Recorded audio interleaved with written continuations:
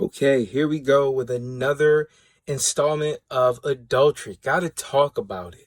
So, when it comes to adultery, one thing we need to know is that adultery costs way too much. Adultery is the timeshare of sins.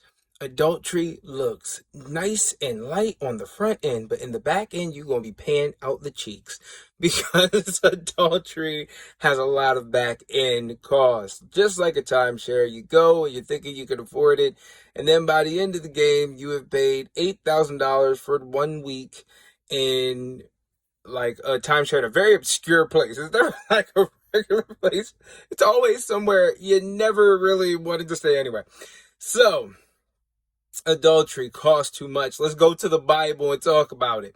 All right, we got David and Bathsheba. When they got together and did that whole thing, God was not pleased. How did God punish it? God said, all right, David, look, that child that you had based on this stepping out is going to die. It's a wrap. Go ahead, cry about it if you need to, but that's done. I ain't going to kill you, but you're going to feel some pain. All right? Also, all your wives, now we're taking them. You don't need them no more. They wasn't enough for you then. They ain't going to be enough for you now. If you needed them before, well, you don't need them. If you needed some before, or if you couldn't deal with what you had, you definitely didn't need no more, okay? So the wives is going to be going. What's the other thing? Also, one key thing God said that the sword will never leave your house. Meaning, David, you tried to get peace off of Bathsheba, and that's great. Not really, but that what you did, you're going to live. But the peace that you wanted, you will never attain because you will always be at war. Whew. And don't even get me started on, that's in 2 Samuel 12. Don't get me started on 2 Samuel 13, where he had the one child that raped the other child, and then the brother that got raped came back and killed the brother that got the child killed. That's all your kids, bro. What David did had some long-lasting costs.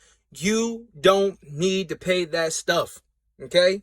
Also, and if you don't want to look at it like that, look at something a little less crazy, a little less serious. Where Abraham, he went and told everybody that this is my sister, this is my wife.